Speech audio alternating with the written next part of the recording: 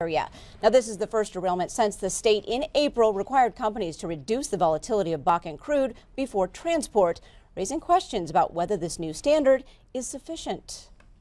Well, America's coal industry is in trouble, financial trouble that has the country's top coal companies teetering on the brink. Tighter regulations, tougher competition, and flat prices have the industry reeling.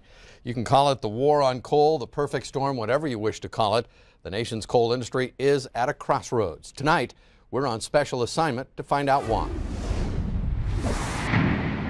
In Montana and Wyoming, coal is king.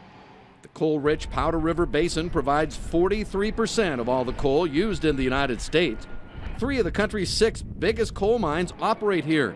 In Wyoming, 1 in 6 workers is employed in coal development.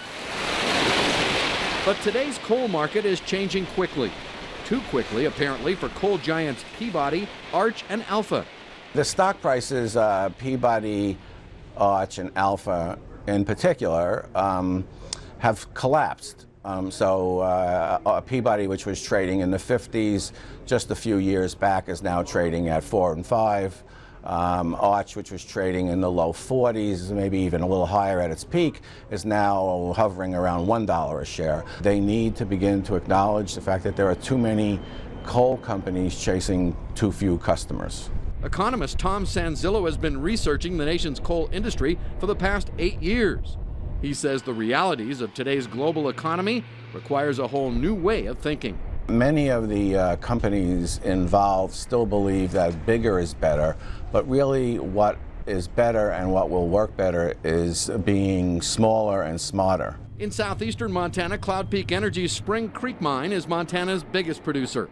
Manager Dave Schwend says Cloud Peak's future is secure. We have good reserves, we have good customers, and even if the price goes down a little bit more or export is not able to be developed, we will still be mining coal here, and the need is still out there. Cloud Peak has been called the black sheep of the Powder River Basin because it's the lone company still in the black. We manage our costs, we keep everybody safe, and in the meantime, what that translates to is a lower cost per ton to produce, and that makes us able to make better decisions in the future. Tiny efficiencies, such as saving seconds by filling the haul trucks as they get into position, and equipping the huge drag lines and shovels with hyper-precision GPS with accuracy down to centimeters to ensure precise placement and operation. Here at Spring Creek, they load 3 to 4 coal trains every day. Each of these cars can haul up to 120 tons of coal, and they're weighed precisely down to within 50 pounds of each other. Last year, 17.5 million tons of coal was hauled away from the Spring Creek mine en route to power plants in Michigan, Wisconsin, and through British Columbia, eventually on to Japan, South Korea, and Taiwan. Cloud Peak and its 3 mines in the Powder River Basin produces enough coal to provide 1 hour of America's daily electrical needs.